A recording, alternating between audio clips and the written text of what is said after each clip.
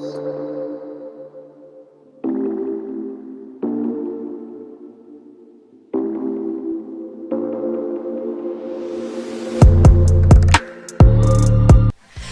TYC, apa kabarnya? Saya percaya kita masih dalam perlindungan Tuhan.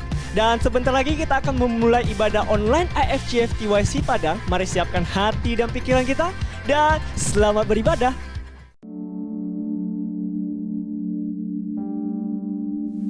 Lebih baik satu hari di pelataranmu daripada 1000 hari di tempat lain.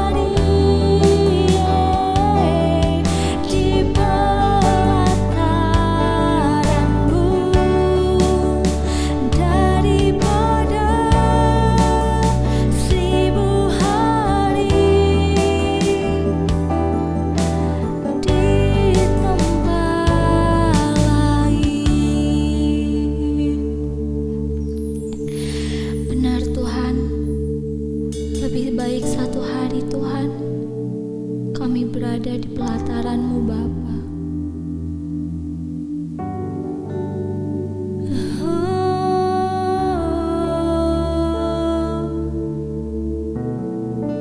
Kau Allah yang baik, haleluya. Kaulah perisai kami, Kaulah kekuatan, glory bagimu.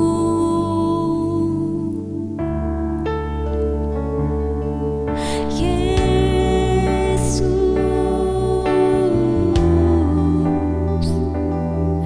Yesus,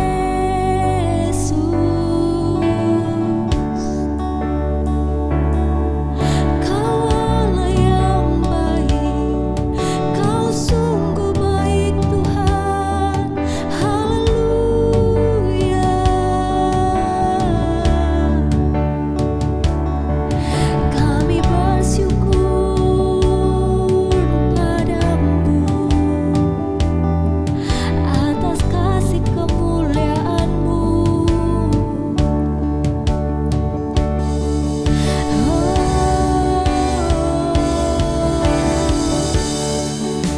Satu hari di pelataran-Mu, daripada 1000 hari di tempat lain jauh lebih baik. Satu hari di pelataran-Mu, daripada 1000 hari di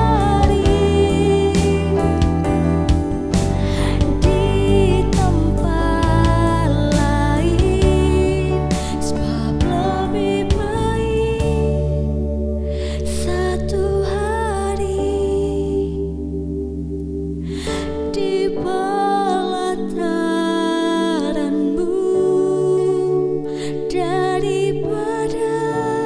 di pelataran-Mu daripada 1000 hari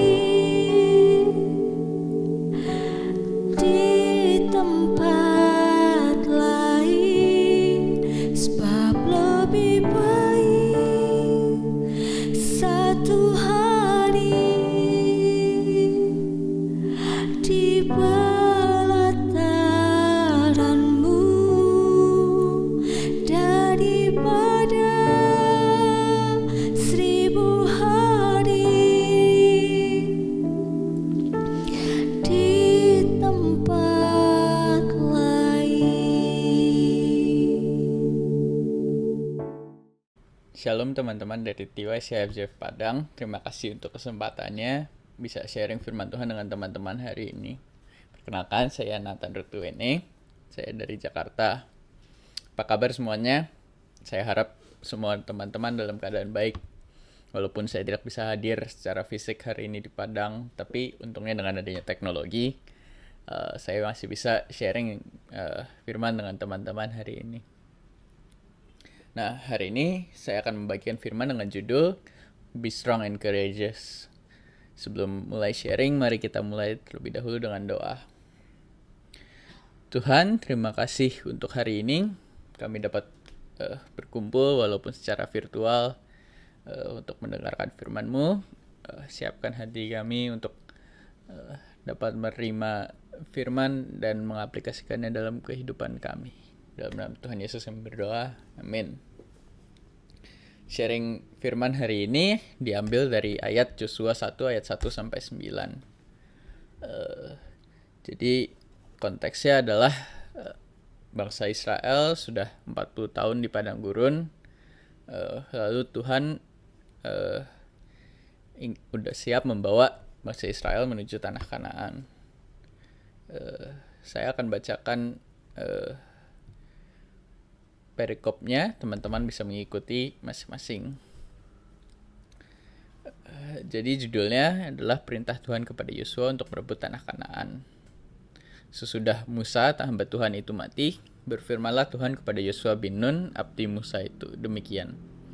Hambaku Musa telah mati, sebab itu bersiaplah sekarang, seberangilah sungai Yordan ini, engkau dan seluruh bangsa ini, menuju negeri yang akan kuberikan kepada mereka, kepada orang Israel itu. Setiap tempat yang akan diinjak oleh telapak kakimu kuberikan kepada kamu, seperti yang telah kujanjikan kepada Musa. Dari padang gurun dan gunung Libanon yang sebelah sana itu sampai ke sungai besar, yakni sungai Efrat, seluruh tanah orang Het sampai ke laut besar di sebelah matahari terbenam. Semuanya itu akan menjadi daerahmu. Seorang pun tidak akan dapat bertahan menghadapi engkau seumur hidupmu. Seperti aku menyertai Musa, demikianlah aku akan menyertai engkau. Aku tidak akan membiarkan engkau dan tidak akan meninggalkan engkau. Kuatkanlah dan teguhkanlah hatimu, sebab engkaulah yang akan memimpin bangsa ini memiliki negeri yang kujanjikan dengan bersumpah kepada nenek moyang mereka untuk diberikan kepada mereka. Hanya kuatkan dan teguhkanlah hatimu dengan sungguh-sungguh.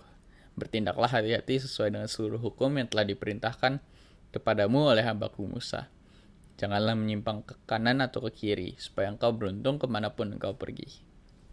Janganlah engkau lupa memperkatakan kitab Taurat ini, tapi renungkanlah itu siang dan malam, supaya engkau bertindak hati-hati sesuai dengan segala yang tertulis di dalamnya. Sebab dengan demikian perjalananmu akan berhasil dan engkau akan beruntung. Bukankah telah kuperintahkan kepadamu, kuatkan dan teguhkanlah hatimu? Janganlah kecut dan tawar hati, sebab Tuhan Allahmu menyertai engkau kemanapun engkau pergi. Amin.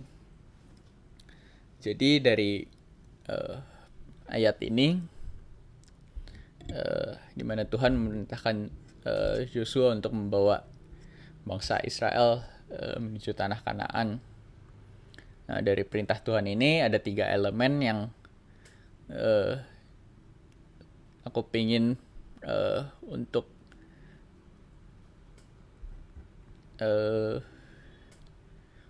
perhatikan.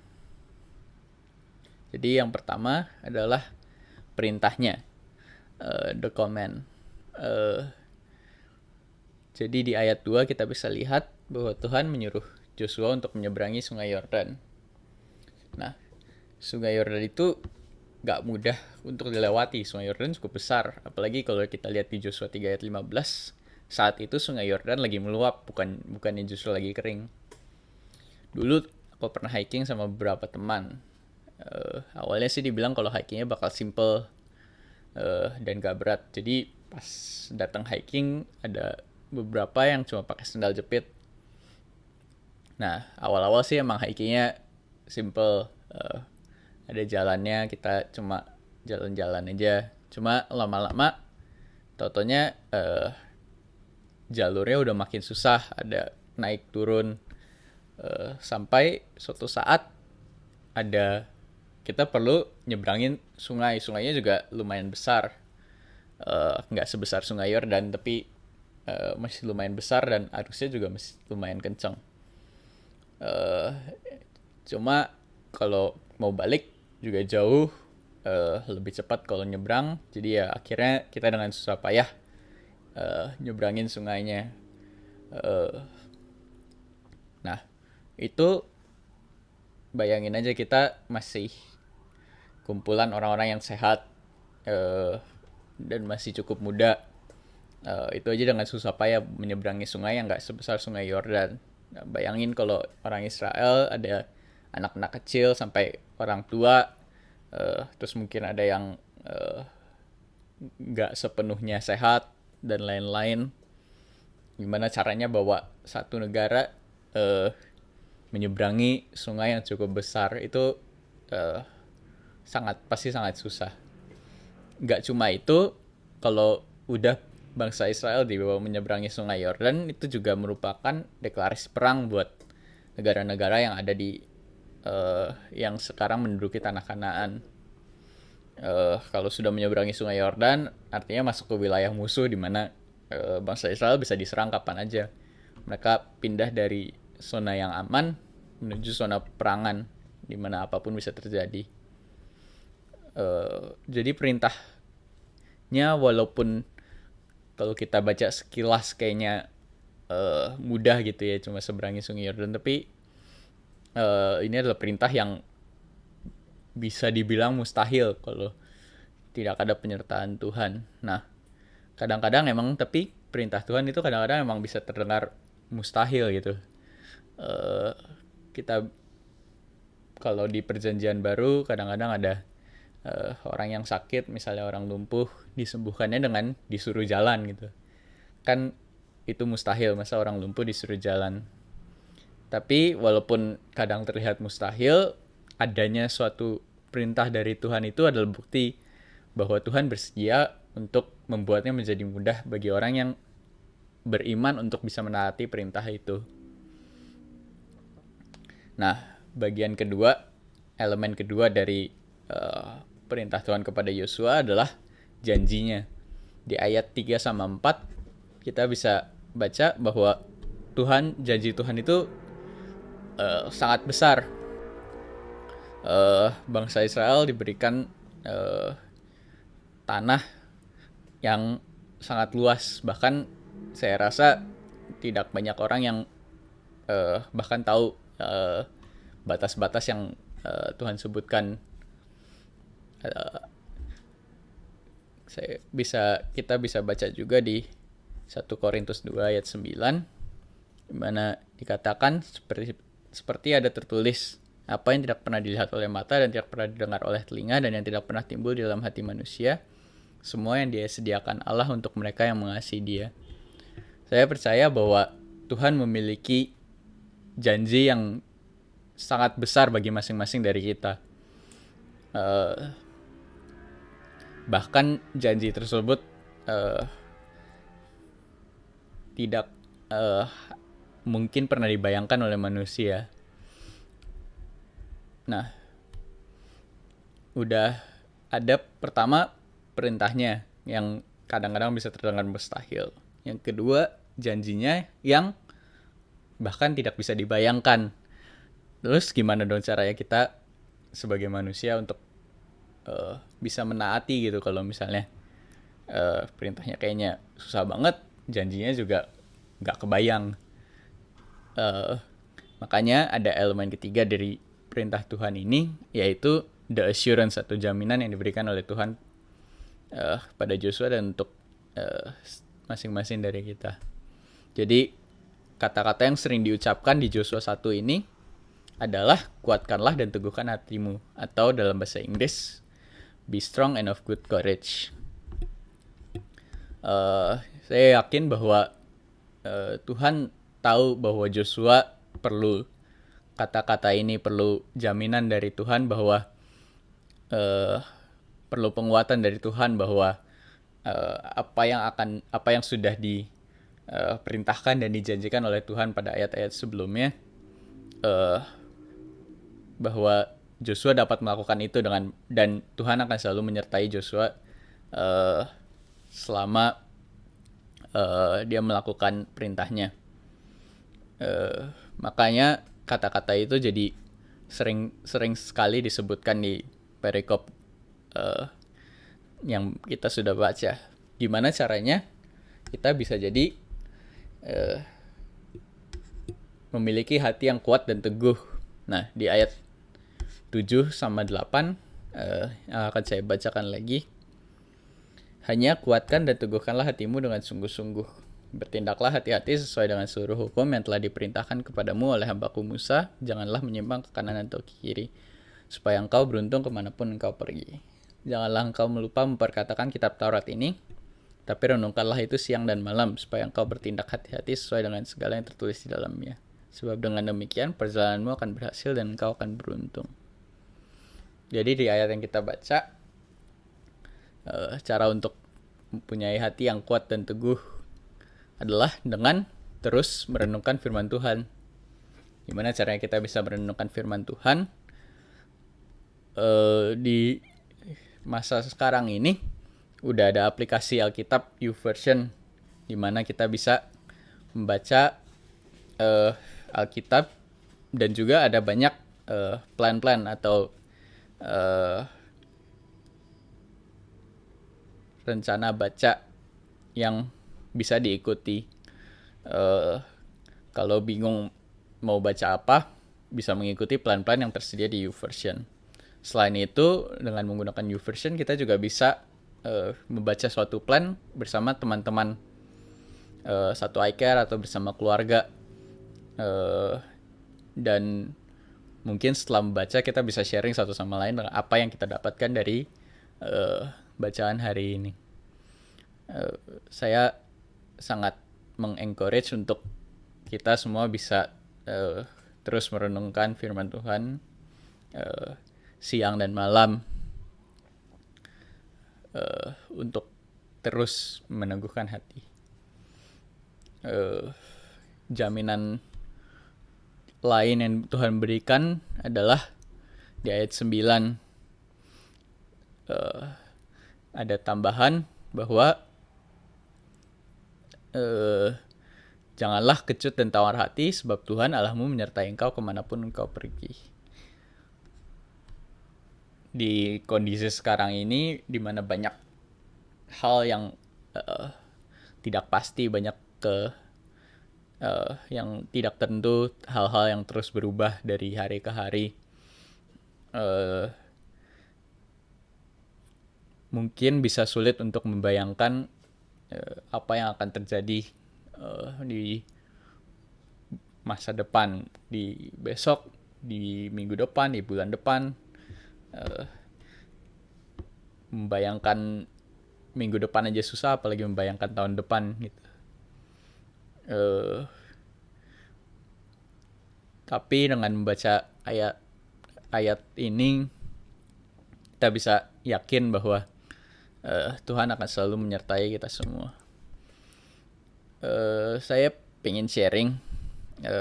Jadi beberapa bulan lalu saya baru lulus kuliah di Bandung, dan sekarang saya lagi nyari kerja di Jakarta.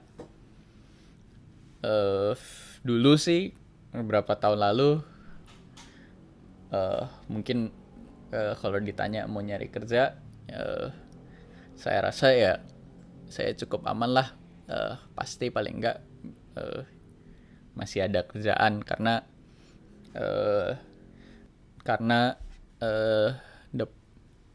bidang yang saya tekuni yaitu informatika, merupakan salah satu bidang yang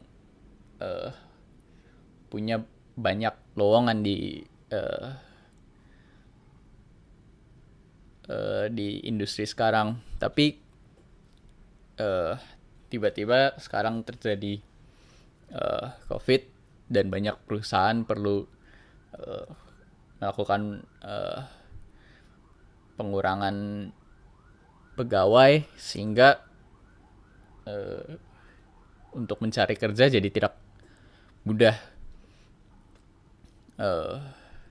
Dan saya juga sempat bingung beberapa kali tempat-tempat yang pertama saya pikirkan untuk saya berminat untuk apply, tapi ternyata sekarang tidak menerima pekerjaan. Puji Tuhan bahwa walaupun sekarang saya belum dapat, tapi ternyata saya bisa menemukan beberapa lowongan-lowongan yang masih ada, dan paling nggak bisa apply kerja. Mungkin kadang-kadang ada beberapa pintu yang tertutup untuk kita, tapi percaya bahwa Tuhan selalu memiliki janji yang lebih besar. Sebagai penutup, I just want to say bahwa apapun yang mungkin sedang kalian hadapi, seberapa sulitnya kondisinya, walaupun terlihat mustahil, tapi percaya bahwa Tuhan akan selalu beserta kita. Dia tidak akan pernah meninggalkan, dan juga janjinya begitu besar bagi masing-masing dari kita. Mari kita berdoa. Tuhan, terima kasih untuk firman yang telah Kau bagikan hari ini. Kami berdoa bahwa firman ini dapat mengingatkan kepada kami bahwa seberapapun sulit kondisi kami hari ini, mungkin kami tidak tahu apa yang akan terjadi di esok hari, tapi kami percaya bahwa Engkau akan terus beserta kami. Kau terus akan membimbing kami melalui apapun yang kami hadapi.